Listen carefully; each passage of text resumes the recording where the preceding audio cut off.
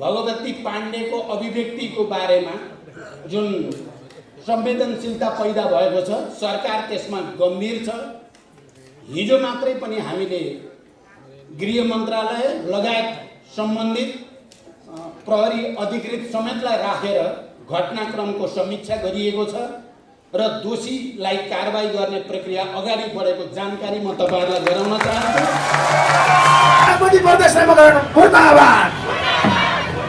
पहिचान विरोधी होशियार, पहिचानको सङ्घर्ष जारी छ। म प्रधानमन्त्री हुनुको नाताले र जसले पहिचानको आन्दोलनलाई समावेशी र समानुपातिकताको आन्दोलनको नेतृत्व गर्यो, उसले प्रदेशको नामाकरण गर्दा पहिचान झल्किने, संस्कृति झल्किने गरोस् भन्ने तपाईहरुको आवाजको गम्भीरता र संवेदनशीलतालाई मैले बुझेको छु। 1 नम्बर प्रदेशलाई कोशी प्रदेश नामाकरण गरिनु अगाडि मैले सायद तपाईहरुका विभिन्न कार्यक्रममा त्यो प्रदेशको नामाकरण किरात प्रदेश राख्नु उचित हुन्छ र मेरो तर्फबाट त्यो प्रयास भइरहेको छ, मैले भनेको पनि थिएँ।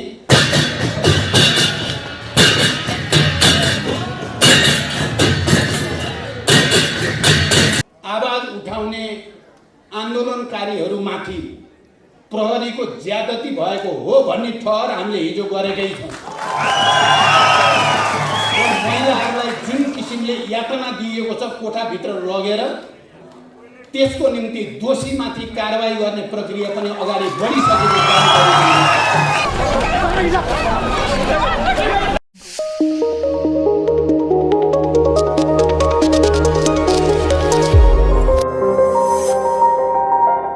धन्यवाद कार्यक्रम सञ्चालकज्यूलाई।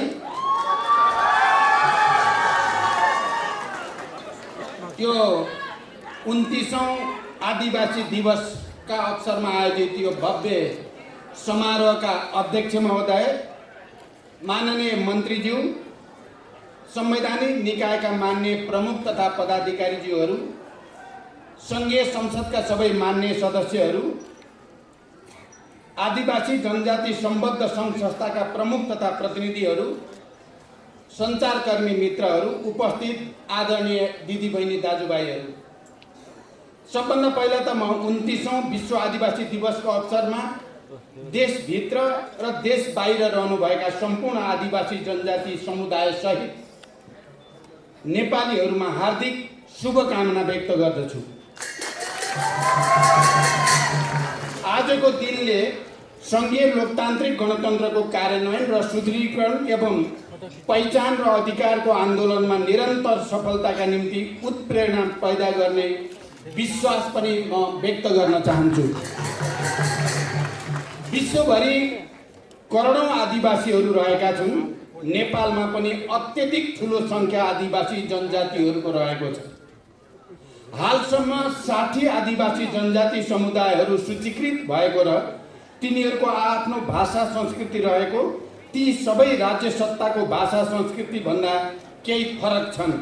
नेपालको ऐतिहासिक विकास क्रम, सभ्यताको विकास, श्रम, संस्कृति एवं समग्रमा राष्ट्र निर्माणमा आदिवासी जनजातिहरूको निर्णायक भूमिका रहँदै आएको छ र यो यथार्थलाई हामी सबैले सही ढङ्गले आत्मसात गर्न जरुरी छ। मैले नेपालमा गणतन्त्रको आन्दोलन, संघीयताको आन्दोलन, समावेशी समानुपातिकताको आन्दोलन र समग्रतामा पहिचानको आन्दोलनको नेतृत्व गरेको एउटा प्रमुख व्यक्ति हुनुको नाताले म तपाईहरुसँगको सम्बन्धलाई, तपाईहरुको पहिचान र अधिकारको लडाईँलाई हमेशा साथ दिने एकैबद्धता व्यक्त गर्न चाहन्छु। संयुक्त राष्ट्र सङ्घमा पनि आदिवासी सम्बन्धी सङ्गठन स्थापना गरिएको छ, जस अन्तर्गत संयुक्त राष्ट्र सङ्घीय आदिवासी मामिला मञ्च, united nation forum on indigenous affairs र नेपालमा 2047 देखि 22 देखि वैशाख 22 देखि नेपाल आदिवासी जनजाति महासङ्घको स्थापना भएको हो। तपाईहरुले यहाँ र अहिले वक्ताहरूले मलाई सुनाउनु भयो, आदिवासी दिवस संयुक्त राष्ट्र सङ्घले विश्वव्यापी रूपमा मनाउँछ आजकै दिन भने नेपालमा पनि नेपाल सरकारले मनाओस् भन्ने माग तपाईहरुले राख्नु भएको छ। म के भन्न चाहन्छु भने आदिवासी जनजाति दिवस मनाउने कुरामा प्रत्येक पटक नेपाल सरकारका प्रधानमन्त्री यो कार्यक्रममा सहभागी हुने र सरकारको तर्फबाट बधाई र शुभकामना दिने परम्परा हुँदै आएको छ। एक अर्थमा भन्ने हो भने आदिवासी जनजाति अघि सरकार पछि भएर यो दिवस मनाउने गरिएको छ। तपाईहरुले अहिले जे कुरा राख्नु भएको छ, मैले सरकारमा भएका पार्टीहरुसँग र सरकारमा अबदेखि आदिवासी विश्व दिवस नेपालमा पनि सरकारले मनाउने कुरामा पहल गर्ने विश्वास म तपाईहरुलाई दिलाउन चाहन्छु। संयुक्त राष्ट्र संघले सन् 1994 2004 लाई अन्तर्राष्ट्रिय आदिवासी दशक घोषणा गरेको र सन् 1994 को अगस्त 9 लाई विश्व आदिवासी दिवस मान्न थालेको र यो साल 29औं आदिवासी दिवस हो र तसर्थ यसको विगत, वर्तमान र भविष्य समेत उत्तिकै गौरवशाली र महत्त्वपूर्ण रहेको छ। विश्वभरिका सरकार, आदिवासी जनजाति सङ्घ संस्था र अध्येताहरूले आदिवासी जनजातिको हक अधिकार संरक्षण र सम्वर्धनका लागि उनीहरूले भोग्दै आएका समस्या र चुनौतीको सामना गर्न सबै समुदायलाई सचेत गराउन यो दिवस मनाउने गरिएको छ।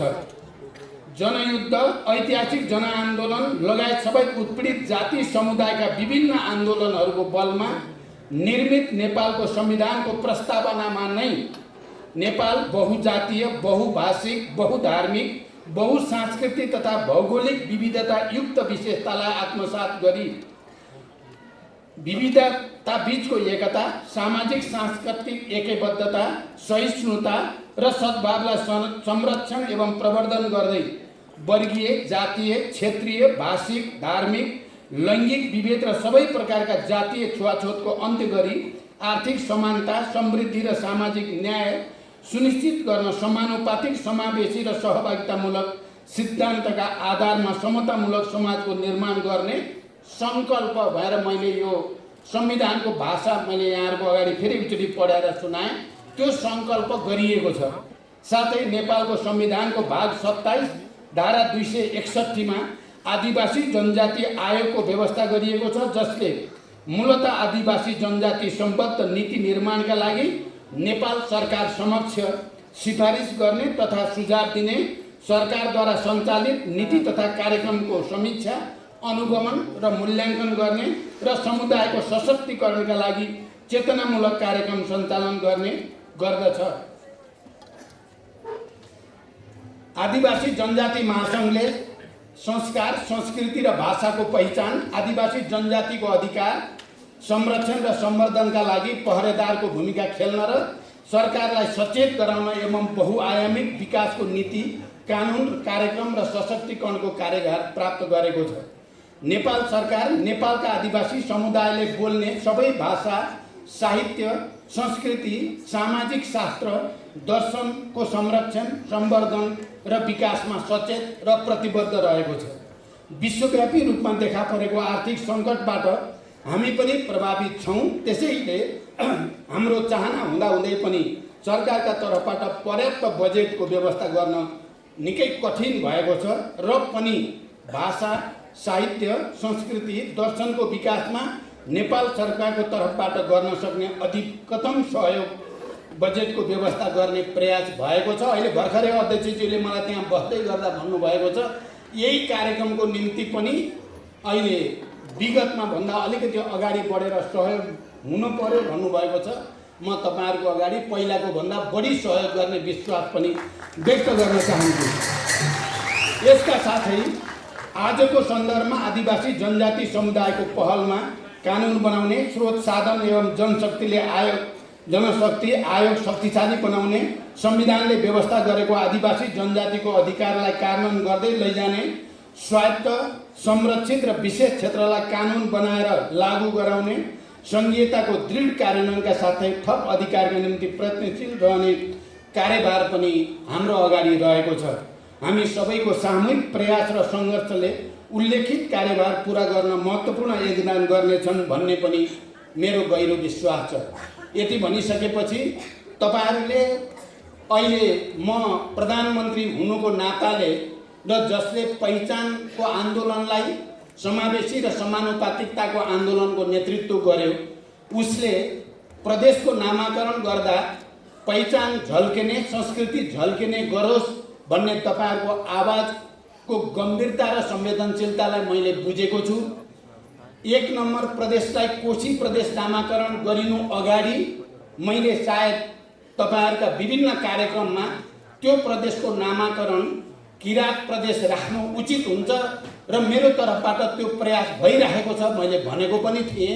मलाई त्यसको पनि सम्झना छ र अहिले यो कोशी प्रदेश नामाकरण भइसकेपछि जो आन्दोलन चलेको छ त्यो आन्दोलनका सन्दर्भमा आदिवासी जनजाति लगायत विभिन्न सङ्घ संस्थाको प्रतिनिधिहरूले बालुवाटारमा प्रधानमन्त्रीलाई आएर भेट्नु भएको थियो र मैले त्यहाँ यसको बारेमा पनि केही कुरा राखेको थिएँ र अनि पछि यो आन्दोलनको क्रममा शहादत प्राप्त गर्ने